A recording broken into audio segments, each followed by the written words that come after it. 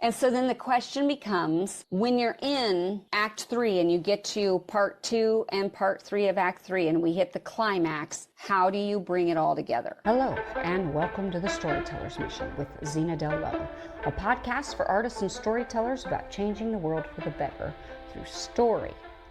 Usually I find that where most people get lost in their story is Act 2.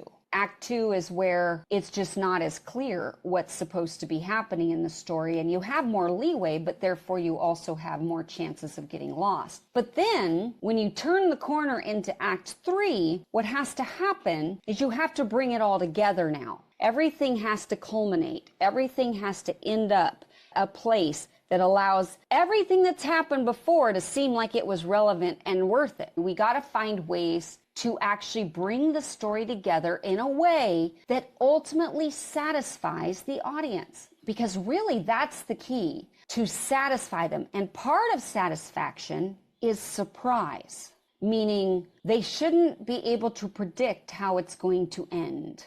And of course, part of the problem is that it also can't come so far out of left field that they're like, huh?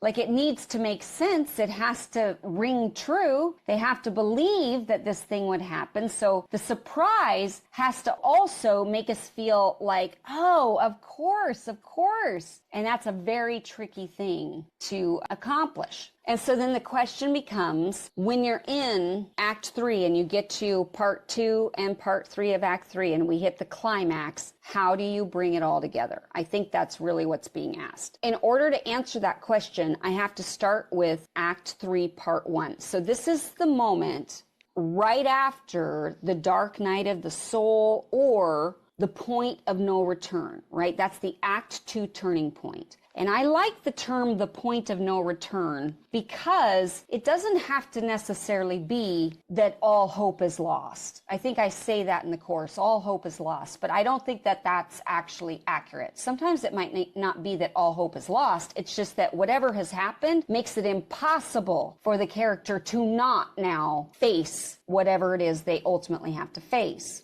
So they're forced to now re-engage in whatever the main goal was from the beginning. So that's when you know you're in Act 3. It's inevitable now. The showdown is coming. You feel it coming. It's impossible to delay any longer. It has to happen. So as we build towards that, so this is where the fever pitch starts happening. And what I mean by that is this is where things start speeding up.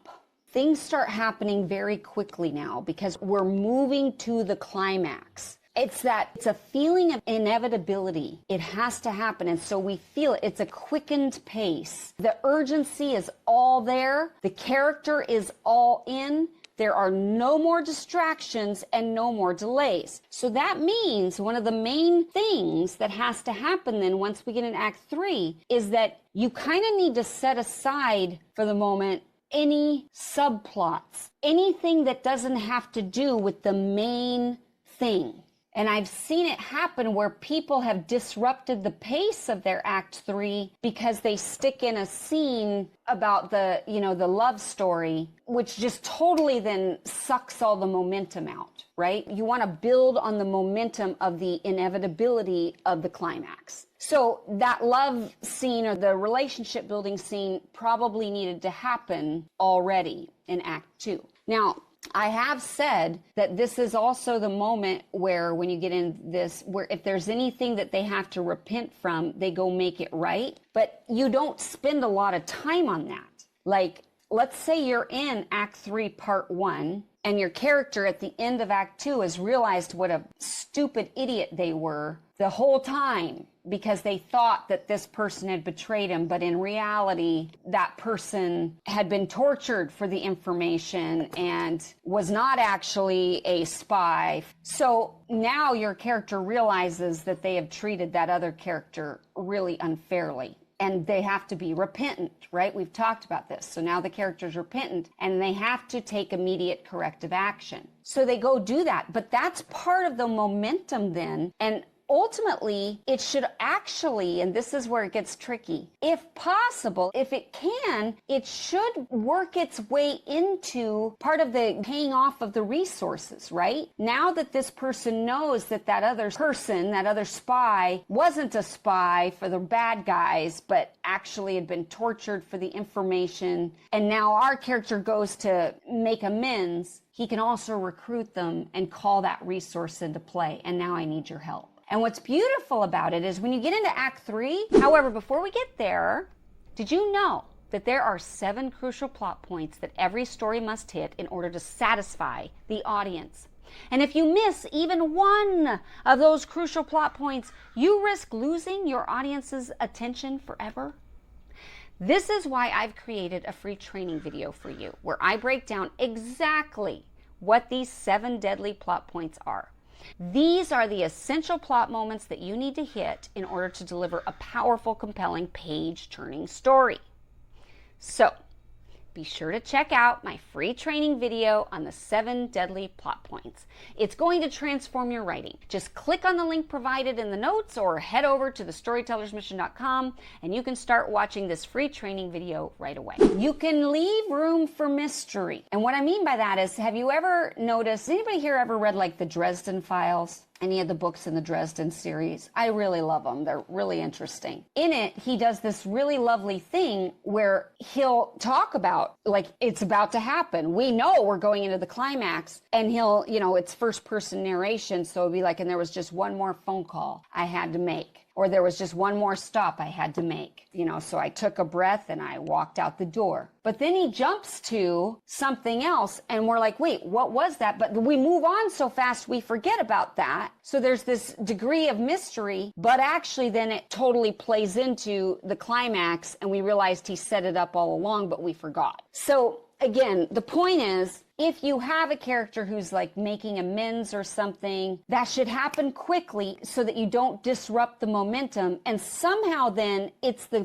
freeing up of his conscience or whatever. It's what allows him to continue to the climax. It doesn't break the momentum. You've got to keep that momentum going, make it part of the momentum. And then, as we've talked about in the course, once you get into Act 3, Part 2, so this is the middle part of Act 3, you start the climax, you think about it like storming a castle. Because you have all the minions you have to deal with, the moat, all that stuff first, like the lower challengers, right, that they have to overcome. Then they scale the castle walls, and now they get to fight the inner circle of the king. And then once they defeat those characters, then they finally come face to face with the king himself. So, 3 steps, if you will. And every climax is sort of that way. There's the general big things over here that have to be dealt with,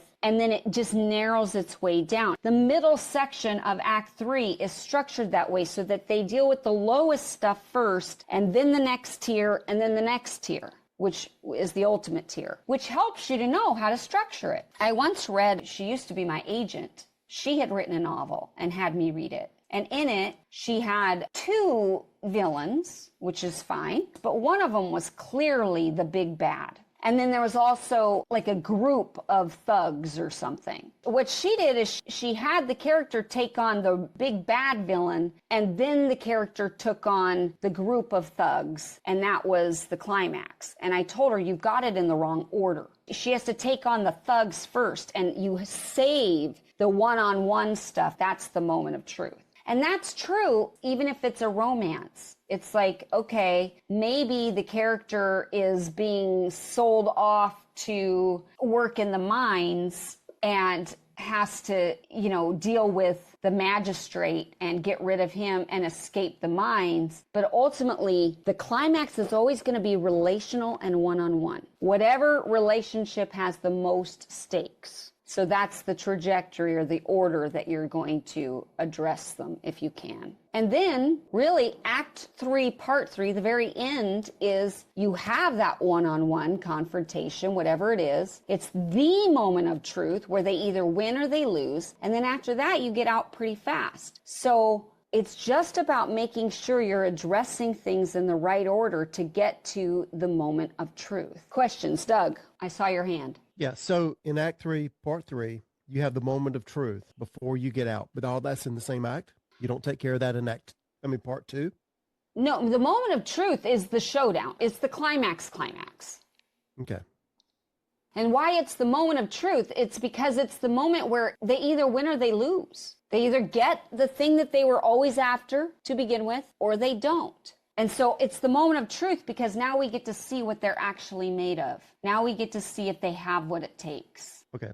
So yeah, I'm struggling stretching this out. So I wanted to write 50,000 words, 12 chapters of basically breaking these down per act and per part. And then that makes, I'm like 4,000 words per chapter, which gives me a really long Act 3, Part 3. Yeah, usually Act 3 isn't as long and it should move faster. So I wouldn't feel like it has to be equal time. It can be a moment, for crying out loud. It can be a moment. So again, it depends on it isn't scientific. I wouldn't try to make sure that every beat gets the same amount of time addressed to it. That helps.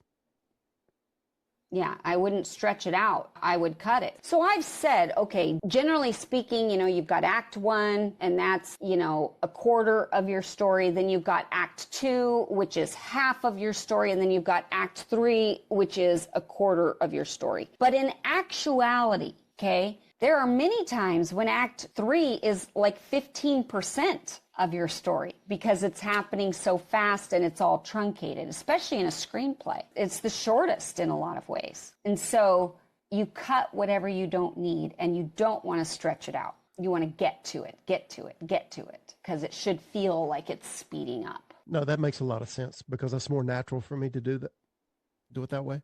Good.